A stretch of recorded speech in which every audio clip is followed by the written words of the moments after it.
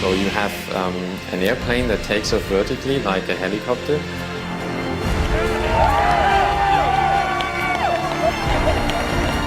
But once it's in the air, it accelerates into forward flight and flies with wing-borne lift. And this way it achieves much higher speeds than cars, but also higher speeds than a helicopter. So connectivity is what it's all about.